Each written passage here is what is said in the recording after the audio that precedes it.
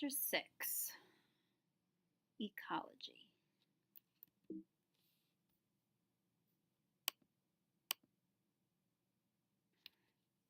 Abiotic factors are those that are non-living, and they can have a big impact on survival.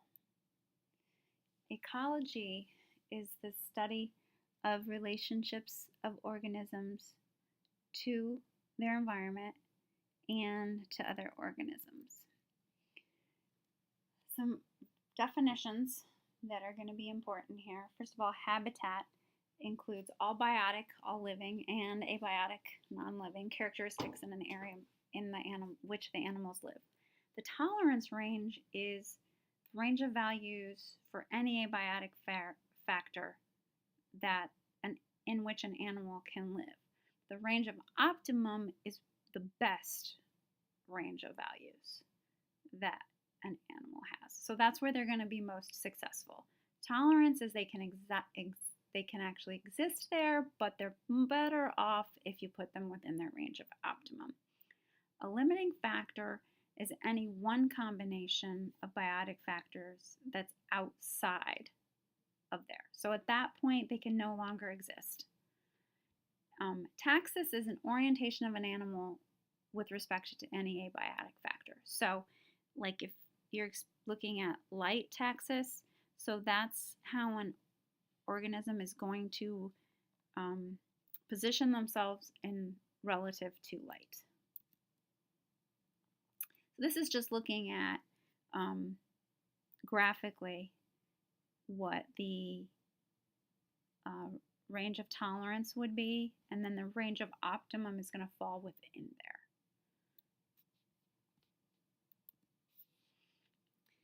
Energy. An organism receives their energy by things that they consume. So an autotrophic organism, I'm going to start in the middle here, is an organism that can photosynthesize or fix carbon from some other way. So some other way would be like a riff, ocean, bottom of the ocean, but most organisms that are going to be autotrophic are going to be photosynthetic. Heterotrophic organisms are organisms that ingest other organisms. So those are going to be most of the animals. The energy budget is how much energy they're intaking and then how that energy is used. Temperature is going to play a role on influencing chemical reactions. So especially if you're ectothermic and have to rely on your environment for controlling your body temperature. So if you're losing heat, then that's going to be a problem. If you're taking on too much heat, that can also be a problem. In some cases, organisms react in almost an extreme way to the environmental temperature changes. So torpor is a slowed activity in reaction to environmental changes. So it's brief daily periods. Bats, hummingbirds do it when it gets cool at night. Hibernation occurs for weeks or months. So in this case, there's a significant drop in the body temperature of the organism. Winter sleep may also come into play. In this case, there is a drop in body temperature, but it's not as significant as it is in hibernation. And that's going to be like a black bear. So black bears don't actually hibernate. They don't have as severe of a temperature drop. Estivation, it differs because it's in reaction to drought. Happens in quite a few invertebrates, reptiles, amphibians. Other abiotic factors include moisture, light geology, sometimes soils. So you're looking at pH, things like that. What is a population? It's a group of individuals, same species, that occupy a given area at the same time. So the population of house sparrows on Hudson Valley's campus, that's a population. Their growth changes over time, and it's going to change as a result of births, deaths, and also dispersal. If there's dispersal in a population, most likely it's going to be the males, young males, that are dispersing. There are different populations tend to respond differently. Human population tends to be relatively level off until a certain age. And then rodent populations are pretty steady decline. And fish populations, because they have so many eggs, but most of them die very quickly, they drop off right away and then level off. Exponential growth. What exponential versus logistic growth means, you're talking about different population parameters.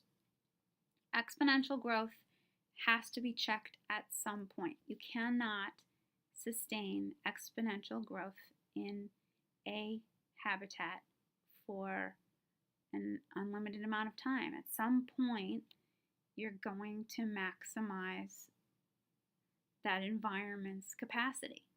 So what happens sometimes is that you'll boom and bust, and then boom and bust, but you can't continue to just grow exponentially. There's going to be some kind of environmental constraint. Some populations, these are actually going to be large species who have a lot of parental care usually, are going to level off at a carrying capacity of the environment.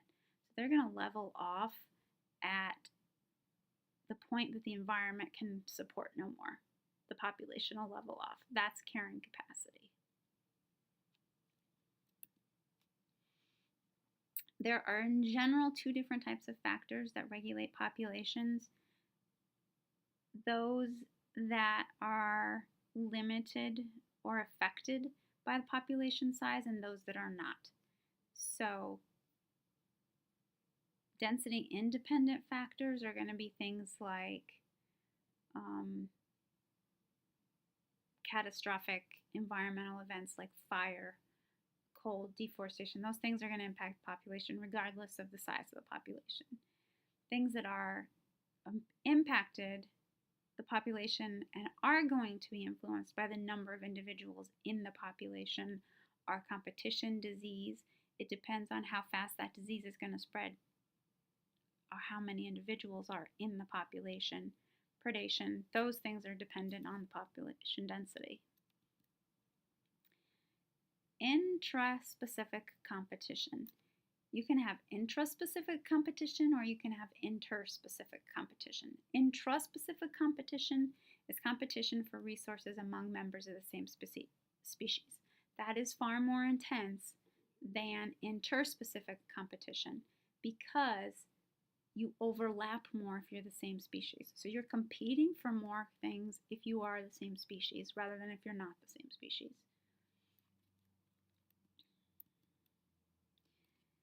Interspecific interactions, members of different species, you're going to still compete for habitat. You're still going to compete for some food. In some cases, so your possible outcomes are that you can exclude one of the species. One of the species could be actually go extinct, or you can coexist. There are ways to coexist. One of the best examples of that are the warblers that actually partition up the trees both foraging and nesting as well, actually. So that the bay-breasted warbler is only in this part of the tree. This is when they overlap. The Cape May warbler is in this part and this part. I mean, it's very, very specific. Blackburnian warbler is here. Black-throated green is here and here. So if the bay-breasted and the black-throated green are both in a tree, they're not going to both pick this part of the tree.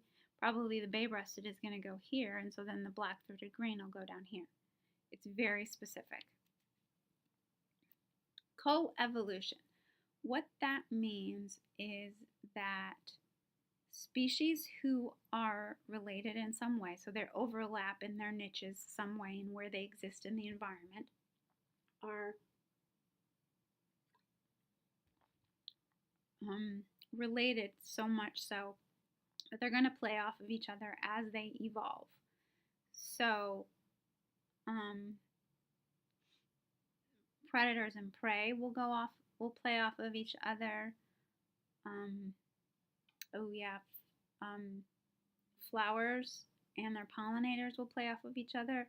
It's so important for a flower to be pollinated correctly that you now see today extreme modification and adaptations to the body of their pollinator so that it's done well and correctly. Nothing is intentional, but those flowers that adapted to the pollinator out reproduced those that didn't, and so they pollinated more. They produced more offspring. Symbiosis. All symbiosis means is that there's a strong relationship between two species.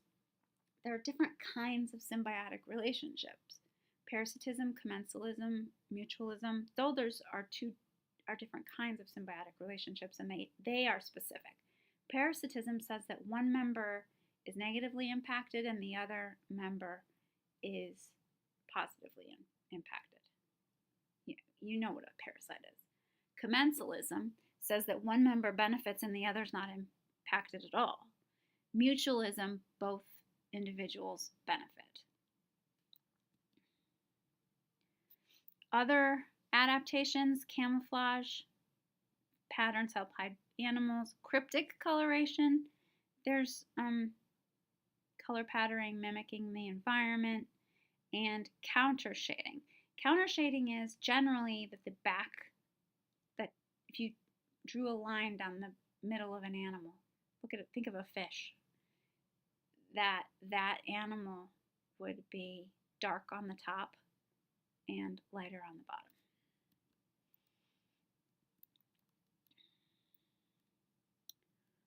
Other interspecific adaptations. Aposematic colorations, conspicuous color patterns, warning to colors. So in this way, aposematic coloration is when animals are toxic or in some way actual danger or threat to the potential predator. So they warn the potential predator of that danger. Mimicry is a lie. So in mimicry, so these are distasteful. Whoops. So this is distasteful, this isn't, this is distasteful. Oh no, these are all distasteful. Whoops. So there are other organisms, other butterflies that look like these butterflies but are not distasteful. They are mimics. They look like something that's distasteful, but they aren't. Communities. All populations living in an area. So multiple species. Within a population, you are going to have a keystone species, one that is important to determining community characteristics, and you can also talk about diversity, which is the variety of organisms in the community. An ecological niche is the attributes of an animal's lifestyle. So it talks about the individuals, what they eat, where they live, who their predators are.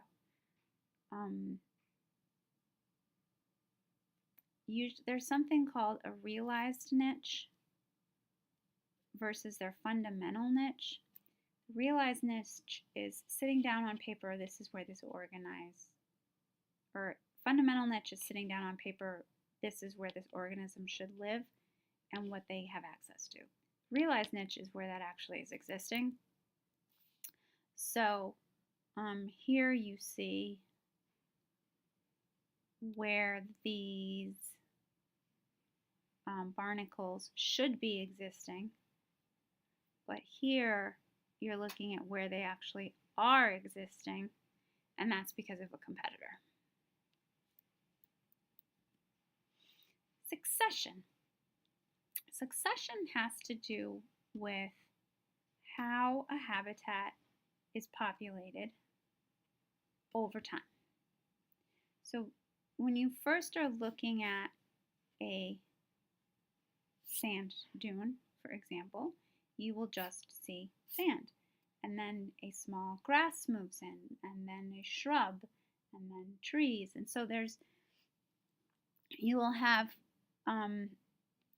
pioneer communities, seers, and then ultimately all the way up to a climax community. So this is the initial primary succession of a sand dune.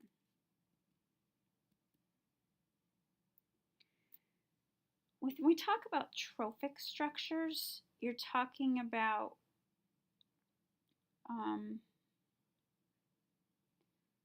levels of who's eating what and the energy flow through the system. So, an ecosystem, incidentally, is the communities and their physical environment. So you're taking everything into account. Energy supports the entire set, everything in that community. So within the trophic structure of an ecosystem, you can have a simple food chain, which is one organism eating another, eating another, eating another, but it's not that simple. What you ultimately have are food webs, which are very complicated and complex because organisms can usually eat multiple different organisms and they can be eaten by multiple organisms. So this is what you usually have. Within trophic levels, you're going to have producers, which are anything that can, which are autotrophs. So usually herbivores. And then you're going to have consumers, anything that is eating something else. When biomass gets converted, there's a certain loss in energy, which is about 10%. So energy gets lost to chaos and metabolic activity. So you'll see that when you actually do these conversions, you're going to lose a certain amount of energy.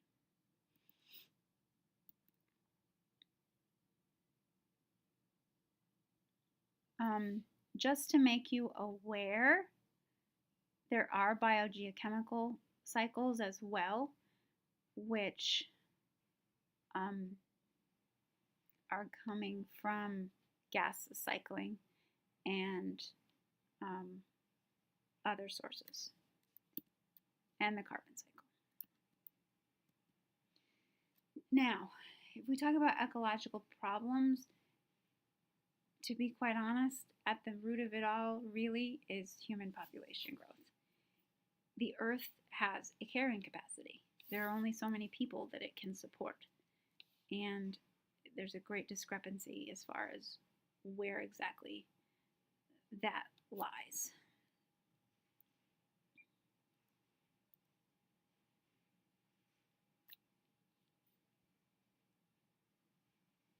Okay.